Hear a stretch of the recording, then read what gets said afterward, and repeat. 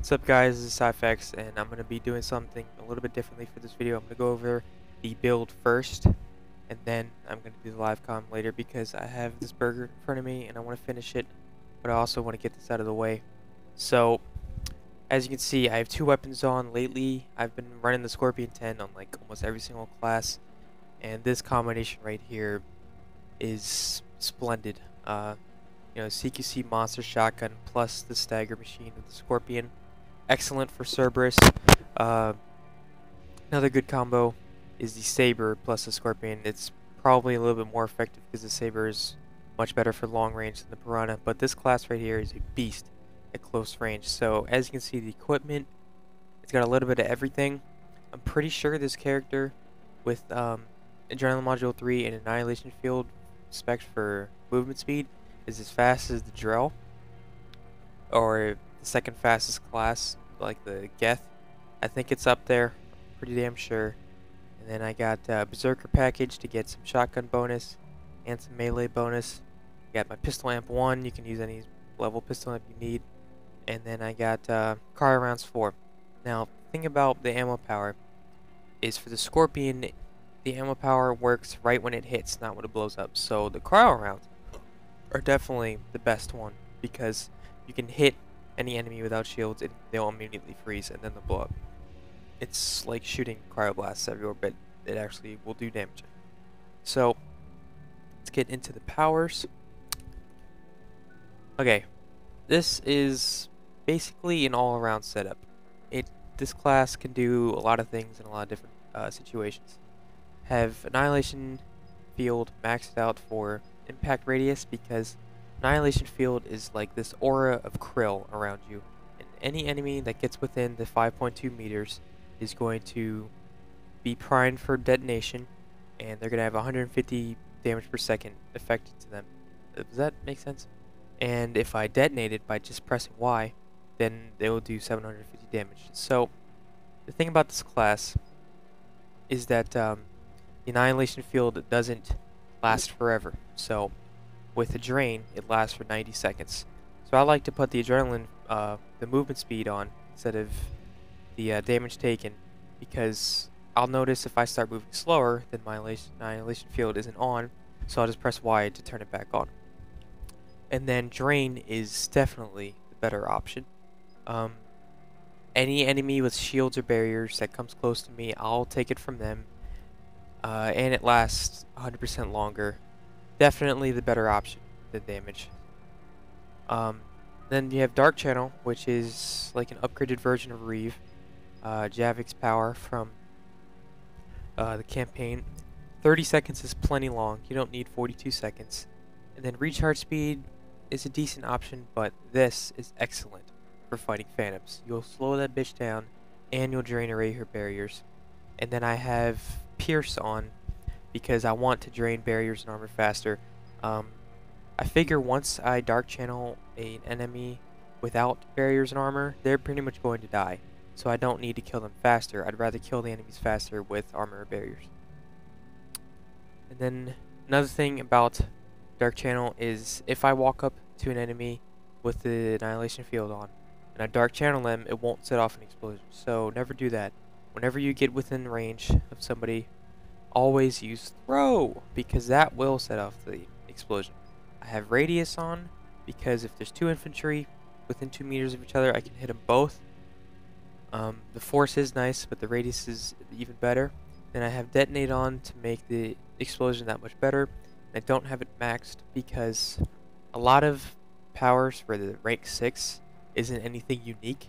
I won't max it to put more points on fitness. A good example is the Biotic or Electric Slash. The last evolution is just more damage or more range. I just don't see that being too unique. It's not like Lash where, you know, there's two options which would significantly change the power. And then as for the passives, this is when things get interesting. I pick damaging capacity to, you know, increase the power damage and to get the higher recharge speed. And I pick headshot damage because this is a CQC character, and the 20% headshot damage is a big thing when trying to kill Guardians, Centurions, you know, Phantoms.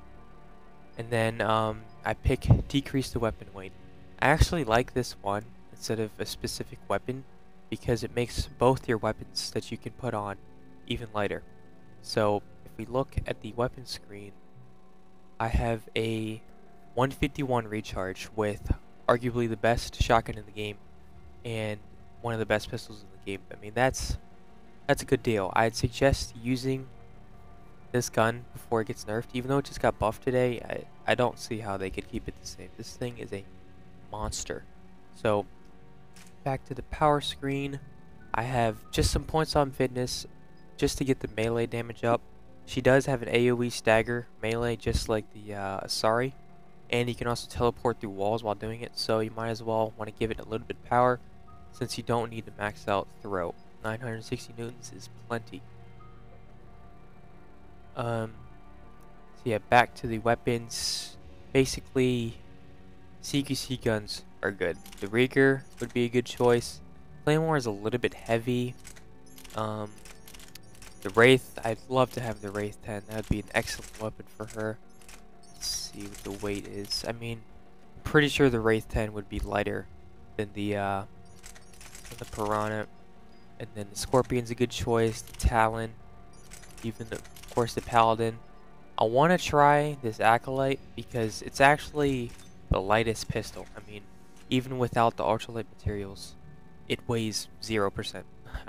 So I'm gonna give this thing a shot, but not for this game. So yeah, this is the setup. Excellent, excellent right here. I'm about to do work with it. So yeah, here's the video. Change of plans. This is not going to be live because I sat in a lobby for a good 10 minutes just waiting for people to join, and the Mass Effect 3 servers decided that nobody would. So I ended up inviting 3 dudes in here, and yeah, let's get into this. Glacier, gold, standard setup pretty much for just either trying to get warmed up or trying to get some quick credits. And I've already set off, I believe, 2 or 3 body explosions. Pretty much the strategy for this game was to get in the face of every enemy and use throw, and if they're not in my face, I use Dark Channel to just spread my disease around. The Piranha and the Scorpion, I showcased both pretty well in the video. This isn't just, you know, 5 straight minutes. This is, I guess, some highlights of the 10 waves. I stopped it after the objective wave because, you know, the extraction doesn't really matter. We were all level 20s. They really need to change that, but that's for a different topic. You'll see me use throw quite a bit when enemies are still shielded. I do that to either make them dodge it so they can't shoot me, or just try to stagger them. You know, I mean, if you use pull or singularity, it's gonna make the enemy stop shooting at you, and that's always a good thing. Right there, I did a neat little trick where actually I'm not sure if I did it right there, but I know I do it later, and I do it now. In between waves, to reset your Annihilation Field timer, you can just turn it off and turn it back on instead of waiting for it to go away at an interesting moment. So at this point I'm getting pushed by this Phantom, but as you can see, my Annihilation Field restored my shields, and then once she dodges, immediately use throw, and it's pretty much game over. I mean, the damage over time with this class, we have 2 people using the Fury, or the Fury character, and then the Annihilation Field, it's just damage over time crazy. The Phantom's barriers and health just melts. This part here is extremely confusing and it shows a lot about the character.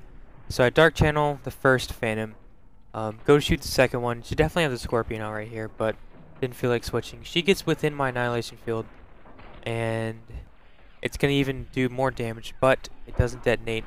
My shields were lost right there for a second, but I got them back immediately because of the drain ability. And I used throw to detonate the explosion.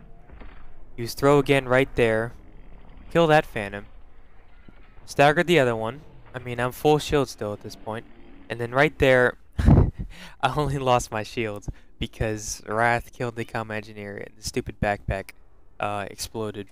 I mean, there's not really, I don't think, any other character that could just run in there and kill 2 Phantoms without losing their shields. I mean, I'm sure somebody can think of one right now, but I mean, I had the wrong weapon out and didn't even like take any shots, and both the Phantoms died with ease. I mean, this character is unbelievable. I can easily see, 2 or 3 people just absolutely running Cerberus and Reapers. It's just damage over time is excellent. Right here, I used the grab because you're invincible during the grab, and I knew I'd get my shields back. Easy escape right there. Not even gonna worry about the Centurion behind me. Tried out my AoE melee right there, and boom, she died from the Dark Channel. I mean, you could even add incendiary rounds to your gun, and it's insane. This character combined with an Asari Justicar or a Drill Adept, I could see that being the new Biotic squad, not even needing a Asari Adept or a ex-Cerberus. And once again, just more Phantoms getting handled. That one was sneaky. Who knows where she was? Must have run right by her. When she's not on, actually, when any character doesn't have the first layer of shields, or they don't have armor, like, basically any enemy besides the Pyro, your heavy melee will basically knock them down. Whether, you're Krogan, Tarion, one of these characters, you will knock down the enemy if they don't have shields. So, that's what I did right there to knock their ass down. Raz shoots a missile right here. That's always a good idea. I mean, that's how all the speedrunners do it. They only send one guy down there. He missiles it, spawns 2 more Atlases somewhere, and then they missile it, so on and so forth. And as you can see, more melting of the Phantom's barrier. I'm not sure how she lived through that throw right there, but that's okay. She didn't really do anything to me right there. If you ever see a Cerberus Comm Engineer just sliding towards a turret location, make sure you kill him, because he is getting ready to put one of those things down. And that's another thing I noticed about Platinum. The game feels much, much easier when there isn't a bunch of laser beam turrets everywhere. I think they only spawn on waves maybe like 1 through 2, and then after that, there's hardly any, if not 0, combat engineers for the rest of the game. And when you don't have those death laser beams fighting you, the game's a lot easier. Right there, didn't even notice that the Atlas meleeed. If he hits the ground or swipes the air, within the next like 5 seconds maybe, he will pick up anything that's close enough to him. I didn't notice it right there. Luckily, teammates saved me. And then this is just more destruction. Yeah, this class is definitely very impressive. The N7 Shadow would be an excellent combination with this character, because the one thing about Shadow Strike is it can't one-hit melee Phantoms. Pretty sure if it's fully spec'd out for damage, it leaves him about 3 or 4 bars of health. So, if you just Dark Channel a Phantom and then they get Shadow Striked, the Phantom is dead, because you can also spec Shadow Strike for doing damage over time like you can with the Arc Grenade. So I definitely want to try that out. Another thing about this character is it's extremely fast. This objective right here was a joke. I mean, I just picked it up. If you walk to the side or backwards, you move faster. Boom, that's 1 in 15 seconds. Next one is down low. I run over here. I mean, Wrath just missiled all of the enemies. Pick it up. And this is a free, what is it, 37,500 credits, I'm pretty sure. We're about to see, come on. Didn't even have to shoot. What is it? Yes, 37,500. Right here, once again, drained from Annihilation Field, immediately restoring my shields. Once I stagger the Phantom, that's when you use throw, because if you don't, she'll block it. But the thing about her blocking it, it makes her stand still, which makes her completely vulnerable to all weapons. Right here, as you can see, my health is at its lowest point. So even though the drain worked and I got my shields back, the rockets still bled through and knocked me down immediately.